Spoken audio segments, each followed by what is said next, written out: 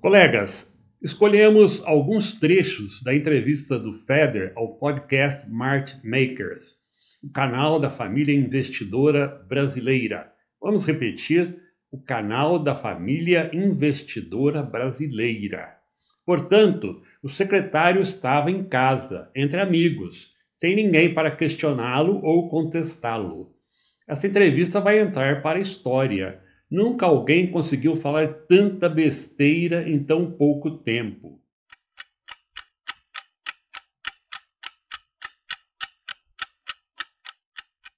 Vamos destacar aqui apenas alguns trechos, verdades, meias-verdades e mentiras. Para quem não é da rede, não conhece a rede pública estadual, sugerimos a leitura do livro O Ponto a que Chegamos, 200 anos de atraso educacional e seu impacto nas políticas do presente, do Antônio Góes, assim como os trabalhos da FAPESP e da Fundação Carlos Chagas, para conferir quanta mentira o secretário contou nessa entrevista. Por civilidade, vamos começar pelas verdades. Então é muito dinheiro que o Brasil investe em educação. O problema é que ele é mal gerido. Verdade. O dinheiro é mal gerido. Basta ver o que ocorre aqui em São Paulo. Gastam-se milhões e bilhões com plataformas e materiais digitais ineficientes. Medalhinhas, selinhos, viagens, enquanto as escolas estão caindo aos pedaços. Sem a mínima infraestrutura, sem professores, sem funcionários, sem quadras, aclimatação, água, luz, banheiros, internet. E os professores são muito mal remunerados. Renato, a minha decisão mais ousada foi colocar você como secretário. Porque eu não entendia nada de gestão pública como analista na secretaria, mas assim, a minha experiência era muito pequena. Verdade. Realmente, ao contrário do que ele afirma no seu livro, que acordava cedo para tomar ônibus e ir trabalhar na secretaria todos os dias, ele não tinha nenhuma experiência de escola pública. Continua não tendo. Através de um padrinho, ele conseguiu um estágio, entre aspas, num cargo que não existia na SEDUC, apenas para se inteirar sobre os bancos de dados dos alunos, das empresas fornecedoras e dos produtos adquiridos pela secretaria, ou seja, para captar os dados de interesse empresarial. Nada a ver com educação. Quando o secretário da Educação, à época, percebeu o que ele estava fazendo, comunicou o fato ao governador e o Feder foi convidado a sair. Saiu, mas aí ele tinha já os dados de que precisava para montar seu esquema de fornecimento de materiais para o governo, inclusive as plataformas. A gente mudou a lei aqui em São Paulo, se um diretor não entrega resultado, ele perde o cargo de diretor, tá? Verdade. O diretor é responsável pela frequência e pelo aproveitamento dos alunos. Frequência tem a ver com família, escola, diretoria de ensino, comunidade, conselho tutelar e Ministério Público. Também, por faltar infraestrutura na escola, principalmente professores, o aluno é desestimulado a frequentá-la. Aproveitamento tem a ver com os itens anteriores e também com o desempenho dos professores. E o diretor é indevidamente responsabilizado por todos esses fatores que independem do seu trabalho. Pode trocar os diretores o quanto quiser, que o problema vai continuar. Então a minha maior política pública hoje chama Provão Paulista. Verdade. A maior política pública hoje chama Provão Paulista. Por aí dá para ver a pobreza da política pública na educação. Dirigir todo um sistema para uma prova. Isso não é educação. Na escola, as provas existem para aferir conhecimentos e corrigir desvios, e não para iludir. Afinal, os alunos que obtêm as vagas não atingem nem 1% do alunado. Você que está assistindo a gente, né? Você tem que ter a cultura de cobrar bons secretários das pessoas que você elege. Verdade, tem de ter a cultura de cobrar bons secretários das pessoas que você elege. E, nesse caso, ele nunca seria secretário da Educação aqui em São Paulo. São Paulo não tinha, agora tem prova para professor temporário, né? Verdade. Ele se esquece, porém, de que não pode haver prova para professor temporário. Não pode haver professor temporário, precarizado, sem direito à carreira. Tem de haver concurso público. Programa de formação muito eficiente, apenas no sentido de usar os materiais das empresas dele e das coligadas, somente. Mas quando eu vejo, e ainda há no Brasil muitos secretários desastrosos. Eu tô sendo ousado ao falar isso aqui no podcast, mas tem muitos secretários municipais, estaduais, espalhados pelo Brasil, que são um desastre. Eu fico envergonhado, revoltado com o brasileiro de ver aquela pessoa no cargo. Eu falo, como que esse prefeito, esse governador, deixa essa pessoa lá? Porque ele não tá nem aí. Entendeu? Isso é o mais comum. Ele não tá nem aí. Ele não sabe o que acontece. O que ele quer? Ele quer virar deputado ou se reeleger como deputado. Ou, de repente, se ele é estadual, quer ir para federal. Verdade. Realmente são uma vergonha, um desastre. Alguns não querem fazer carreira política, mas querem apenas vender os produtos das suas empresas e das coligadas, como é o caso do nosso secretário. Ele também não está nem aí com a educação, com o processo ensino-aprendizagem, com os aspectos cognitivos, com o desenvolvimento das habilidades socioemocionais. É muito simples, eles têm meta mínima. Tem que subir 0,2 a cada ano. Se não subir, tchau. Se não subir, tchau. Verdade. Vejam a linguagem. Se não subir, tchau. Se não subir, tchau. Isso é linguagem de educador? Ou seja, se não vender bem meus produtos, se não aplicar bem as plataformas, rua. É bem isso mesmo. Os dirigentes viraram diretores de vendas. Ou vendem bem e cada vez mais, ou estão demitidos. É assim que funciona na empresa. E é assim que ele vê a rede pública estadual. Uma grande empresa a serviço dele. Tem de faturar para ele. Agora o livro para não ler. O livro para não ler, nossa, eu li um livro, A Montanha Mágica, acho que é do Thomas Mann, A Montanha Mágica. Eu achei muito chato, insuportável. Putz. Verdade. Não dá para imaginar o Feder lendo A Montanha Mágica de Thomas Mann e gostando do livro. Não é para empresários. É muito para quem só pensa em lucros, planilhas e plataformas. Depois a gente colocou aulas de oratória, liderança, empreendedorismo. Então o aluno hoje, todas as escolas públicas, ele tem aula de empreendedorismo, eles gostam, educação financeira, eles gostam. Na educação pública eles estão tendo aula de educação financeira? Meia verdade.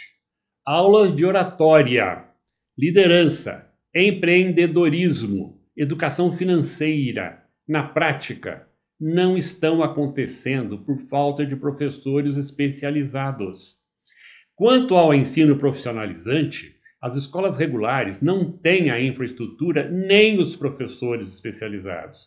O mesmo pode ser dito com relação à administração, técnico em enfermagem, técnico em logística, técnico em programação, ciência de dados, agronegócio. Isso só funciona bem no Centro Paula Souza. Na rede regular é enganação. Depois a gente colocou educação profissionalizante. Isso aqui é muito importante. Meia verdade. Apenas os alunos do Centro Paula Souza têm um ensino profissional de verdade. Nas escolas regulares, o que existe é um faz de conta. Então são quase 330 mil alunos formados na educação profissional. Os cursos de programação vão ser aí 25% disso, né? Então a gente vai ter aí 50, 60 mil alunos só no estado de São Paulo formados para programação, já entrando no mercado de trabalho a partir aí de 26, 27. Então é algo transformador. Meia verdade. Apenas os alunos do Centro Paula Souza têm um ensino profissional de verdade. Nas escolas regulares, o que existe é um faz de conta. Tenho um excelente chefe que eu amo de paixão. Meia verdade. Um pouco exagerado, não? Até porque grandes empresários, bilionários, não têm amigos, mas tão somente interesses. Enquanto Tarcísio estiver apoiando a política do Feder, das plataformas, dos materiais que estão aumentando sua fortuna, o Feder estará amando o Tarcísio. Mas é paixão de carnaval. Aliás, a vinda do Feder para São Paulo foi um arranjo que envolveu também o governador. Era para ele ter continuado no Paraná, o que não ia dar certo, ou ter ido para Minas Gerais, onde não iria faturar tanto. Parece que nesse episódio entrou também o padrinho sempre vigilante. A gente estava trazendo os livros de São Paulo e eu abri mão por um período do PNLD. Depois me arrependi e a gente voltou para o PNLD, que é o Programa Nacional do Livro Didático. E eu fui muito criticado, né? Até num nível de assim, poxa, governador Tarcísio, como que você tá com esse secretário? Ele não quer os livros nacionais, etc. E ele falou, Renato, eu acredito em você, eu acredito no teu projeto e eu fico com você. Meia verdade. Realmente isso aconteceu. O Feder queria vender mais material para a secretaria, na cara dura. Não deu certo. Mas consta que nesse episódio, novamente, o padrinho do Feder interveio para que ele permanecesse no cargo. Agora, colegas, as mentiras, que são muitas e que dispensam maiores comentários. O custo do aluno no Brasil, em geral, é de R$ 1.000 por mês, que é o mesmo valor de uma escola particular na média. Onde ficam essas escolas particulares? São as escolas onde estudam os filhos do secretário e de seus colegas? O professor da escola pública ganha mais que o da escola particular. O salário médio público é de 6, 7, em alguns estados chega a R$ 10.000 o piso. E o da escola particular é muito menor, 3, 4 mil. Essa foi demais. Então, só vão para as escolas particulares os professores que não conseguem aulas nas escolas públicas? De onde saíram esses salários? O indicador mais importante na educação é a frequência escolar. A frequência é realmente muito importante. Mais importante ainda é a aprendizagem, ao contrário do que afirma o secretário mais adiante. Por que, nas escolas particulares, esses dois fatores são mais bem pontuados? Primeiro, porque as escolas particulares não são obrigadas a usar as plataformas e os materiais do Feder. Segundo, porque os alunos têm outro nível de origem, de procedência, de acompanhamento. As escolas têm infraestrutura, não há falta de professores, funcionários, aclimatação, banheiros, água, luz, internet, etc., como acontece nas escolas públicas. Não há escola particular de lata, onde os alunos são congelados no inverno e fritos no verão. Eu tinha um sonho de ser secretário, eu sempre amei educação desde criança, e agora eu estou realizando esse sonho, tá muito legal. Cara, só de ter uma pessoa que tinha o sonho de trabalhar com educação, né, no mundo político. Sempre amou a educação, mas o sonho era ser secretário e não professor. Trabalhar no mundo político é um jeito muito estranho e suspeito de amar a educação, não? E é por aí, então, qual que é a obrigação do diretor? Que haja aprendizagem. Você tem que apoiar, o secretário tem que apoiar o diretor, tem que dar uma boa formação. Isso a gente fez. Você dá um material para aquele diretor. Então, olha, o livro, o material, a formação, você apoia com um psicólogo, você apoia com técnicos, pedagogos, tudo isso você apoia, mas você cobra o resultado. E apoio, boa formação, livro, material, psicólogo, técnicos, pedagogos. Onde está esse diretor? E o professor, em geral, a minha vida, 7 anos de secretário, foi uma vida onde eu recebi muito mais apoio dos professores do que críticas. Recebe mais apoio dos professores do que críticas? Essa é uma pesquisa que nós gostaríamos de ver através de consulta direta à rede. E a gente está tendo aulas melhores em São Paulo, porque a gente apoia o professor. Apoia o professor? Ao contrário, Aqui o professor está sendo tratado como cidadão de segunda categoria, exposto o tempo todo a pressões, ingerências e desrespeito. A secretaria maltrata seus colaboradores. Então, é uma cultura que em São Paulo está mudando e a gente vê o esforço, né? E o professor valorizando. Aquele professor fala, olha, agora não é mais a mesma coisa. Eu dou aula boa, meus alunos aprendem, eu ganho 2 salários de bônus. Você não deu aula boa, teus alunos não estão aprendendo, teu bônus é 0, né? E você ainda corre o risco de ter o seu contrato rompido. Então, por isso que eu acredito na educação pública. Isso não é educação, é negócio, tal como nas empresas do Feder. Será que isso acontece nas escolas onde os filhos dele e dos amigos estudam? Nesse contexto, o que é dar uma boa aula? Usar bem o material a que a secretaria obriga? Tinha professores que ganhavam R$100, R$150 e professores que ganharam R$18 mil, dependendo das suas turmas. Gostaríamos de saber onde estão esses professores que ganharam R$18 mil só de metas. De qualquer forma, isso não é educação. Lembra o programa de um grande animador de TV? Quem quer um aviãozinho de R$100? Eles fazem, cada um, em média, 50 lições de casa por semana, que eles vão recebendo dos professores e fazendo, né? Realmente, há muita lição de casa por semana.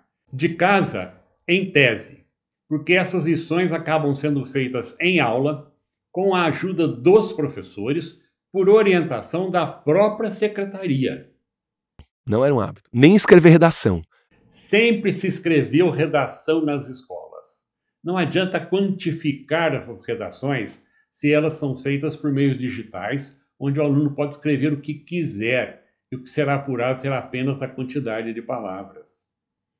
Todos os sistemas mundiais que aplicam provas, que expõem essas notas de provas, esses sistemas vão bem. Aqui o secretário, intencionalmente, está confundindo causa e consequência. Bons resultados nas provas são consequências de um bom sistema de ensino. Não adianta expor as notas das provas se elas forem ruins. Eu estava tendo uma conversa com um dos melhores ministros do planeta, né, que foi um ministro em Portugal. Ele foi ministro por 8 anos, ele saiu, se eu não me engano, em 2019, chama Nuno Crato. Nuno Crato, em Portugal, fez exatamente o contrário do que Feder está fazendo aqui.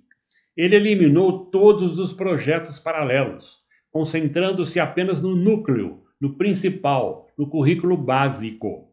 Aumentou o tempo de permanência dos alunos nas escolas e o número de aulas de português e de matemática. A recuperação e o reforço dos alunos aconteciam simultaneamente às aulas. Ele jamais usaria a política e as plataformas do Feder. Vejamos o que ele disse segundo o próprio Feder. Bom, eu conversei com ele e contei um pouquinho do que a gente está fazendo em São Paulo. E ele falou assim, Renato, é muito o que você está fazendo. Eu não tinha um sistema de bônus, eu não tinha tanta prova, porque a gente tem prova todo ano e ainda tem as provas bimestrais. A prova paulista do primeiro bimestre, do segundo bimestre, do terceiro bimestre e a prova final. Né? Ele falou, eu não tinha tanta prova, eu não dava livro, eu não dava lição de casa pro professor. Isso é incrível o que você faz. Só que em Portugal, não é igual à China, mas tem a cultura que valoriza o estudo. Sim. E o Feder entendeu isso como um elogio ao trabalho dele aqui em São Paulo. É exatamente o contrário. Então a gente vai mudar essa cultura. E com oportunidade, com mérito. Então a gente tem uma das políticas nossas que está fazendo um sucesso incrível, chama Olimpíadas. A OMASP, né, que é a Olimpíada de Matemática do Estado de São Paulo, e a Olimpíada de Interpretação de Texto do Estado de São Paulo. E a gente dá 120 mil medalhas em cada uma delas. Nós sabemos bem que, quando os professores não ajudam, os alunos recebem medalhas de matemática sem saber o básico da matéria. De interpretação de texto, mal sabendo ler um pequeno bilhete.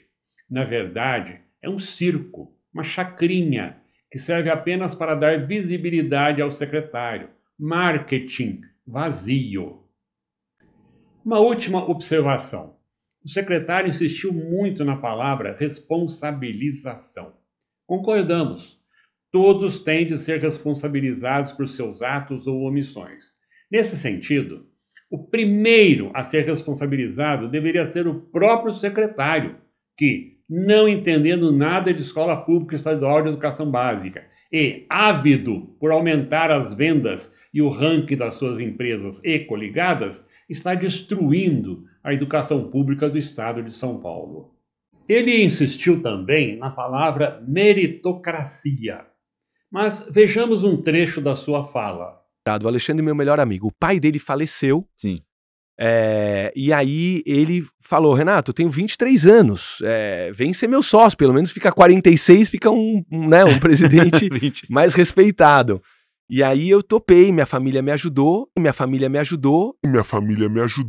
e a gente comprou metade da Multilaser. Minha família me ajudou. Minha família me ajudou.